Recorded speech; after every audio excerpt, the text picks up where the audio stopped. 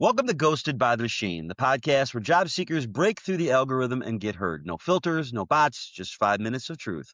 I'm your host, Mark Lane, and today we're giving the mic to someone who's actively seeking and actively showing up. Let's get into it. 5 minutes, 5 questions. Today's guest is Gilbert Neal, a web content specialist from Chapel Hill, North Carolina. Welcome to the show, Gilbert. Thank you so much for this opportunity. You're more than welcome. So tell us a little bit about yourself and what role you're looking for these days. I am a content Swiss Army knife. I like to write and edit. I've done migration projects, and migration projects are kind of like flying on an airplane. There's terror, then there's boredom, and then there's terror. I like doing anything involving content or taxonomy, and I like writing all sorts of things. I don't have any, I am sort of topic agnostic. I can learn anything. So with Fidelity, I learned about fintech. With Lenovo, I learned about laptops and desktops and the spaces in which they reside. And I learned a little bit about B2B and B2C.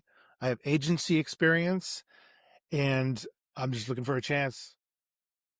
How long have you been in this job search for? Well, it seems like it's been a long, long time, like decades, but it's not.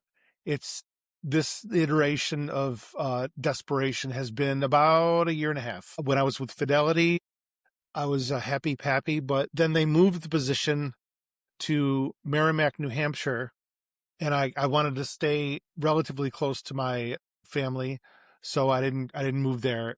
And that was probably a mistake, but it was a really heavy life choice.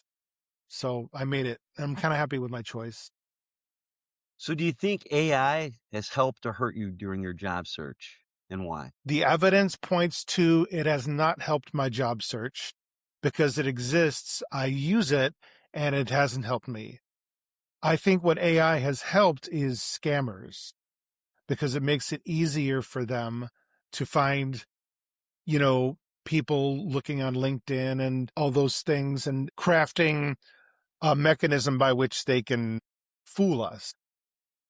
I don't mean to be cynical. I'm saying that AI has certain things about it that I like, but if you do any like research or something like that, it's wanting. It's not very good at all because people in, people out, crap in, crap out.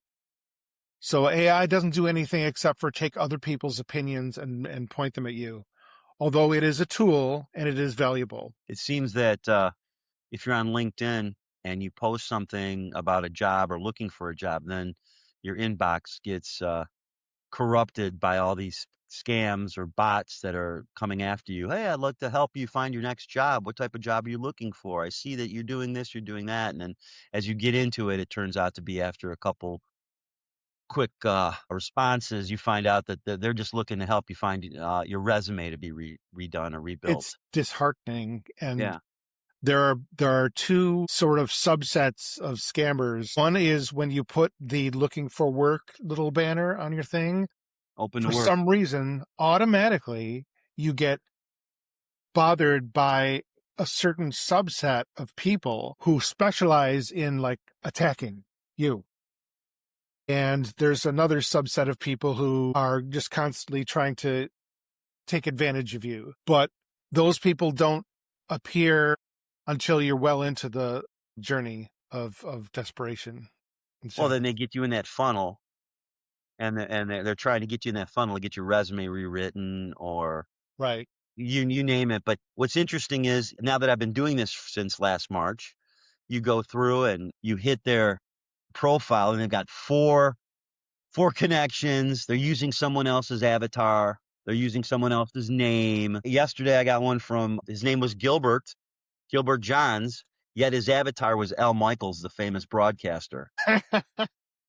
and he was from Germany, I'm like, yeah, okay, buddy, whatever. And then I show them, I have a podcast and we talk about this, and he's like, he doesn't even care. It's like he's already past that. He's asking questions, so it's a bot. So that's what they do, and it's sad. It's sad that they take advantage of people like us. What's one thing you tell recruiters or hiring managers today about yourself? Well, everything that I've told them has failed.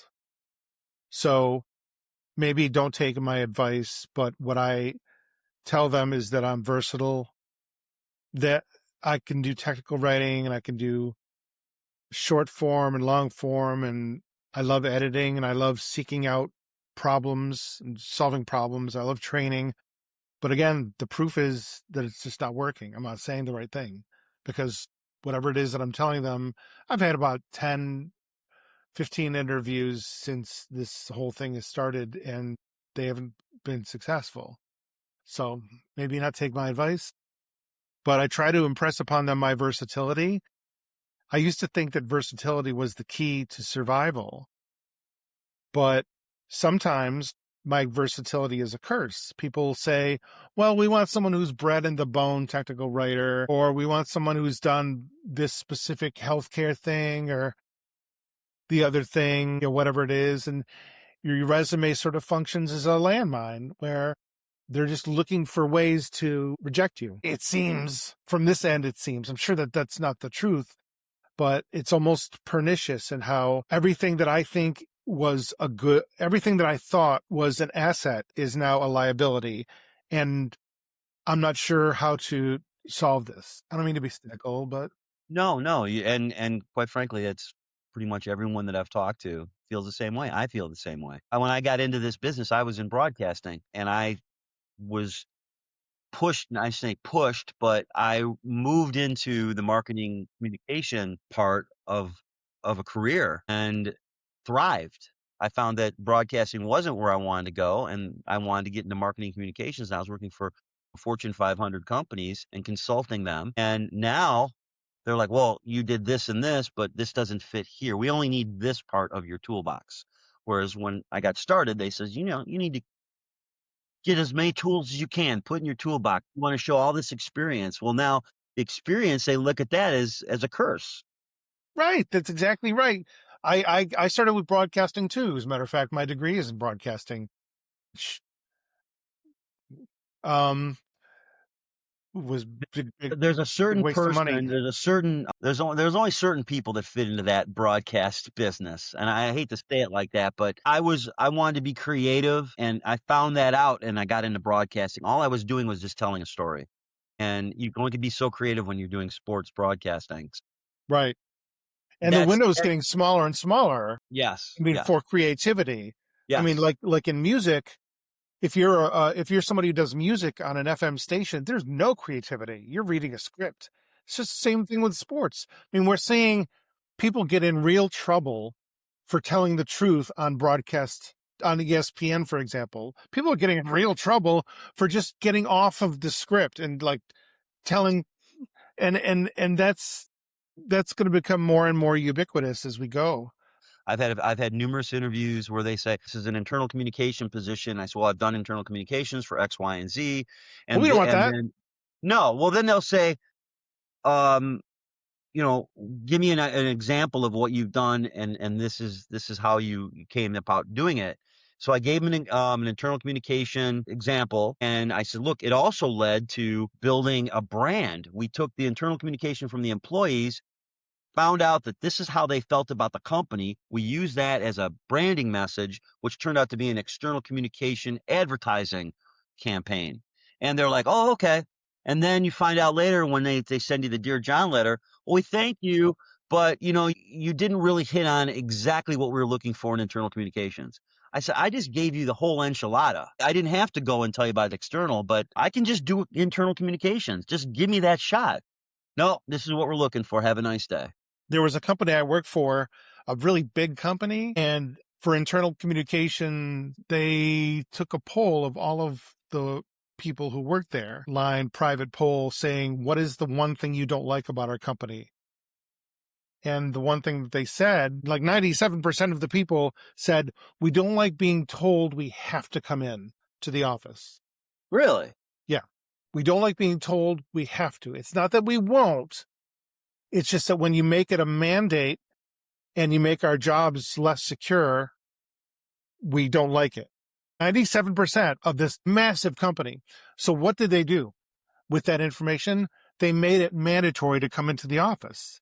And it's vexing because hope that they get the message. They Right. get the message and they do the opposite. So what is that? Is it trying to winnow down the head count or whatever? I give out. Boy, give out, I say. Well, Gilbert, is there anything that gives you hope right now?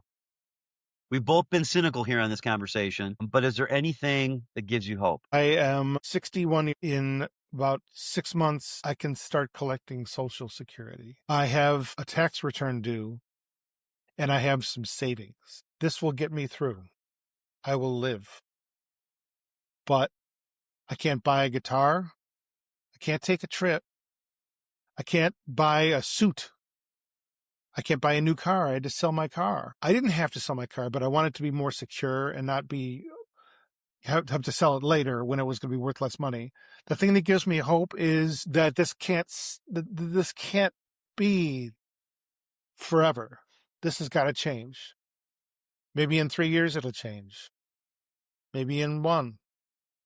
But I can't imagine that we can have a functioning society that treats its intellectual property like ballast. That's not very hopeful, but I admire what you're doing. I think it's great. The person that I referred you to is doing the same thing.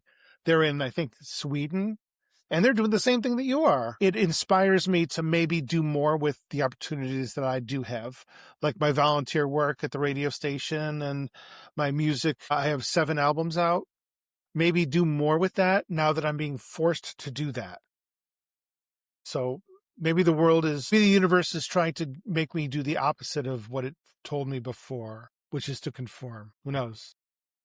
Gilbert, thank you so much for sharing your story. And if you're watching or listening and thinking, hey, this sounds like me, you're not alone. If you'd like to tell your story, email or DM me. And if you want to stay plugged into the real stories, real insights, and real humans behind today's broken hiring system, make sure to follow us and subscribe to all our social channels. And, we appreciate you watching. We appreciate your comments. I'm Mark Lane, and this is Ghosted by the Machine, because behind every application, there's a human. Let's make hiring human again. Gilbert, thanks again. Have a great day. We'll Thank talk you, soon, Mark. my friend. Talk soon. Bye-bye.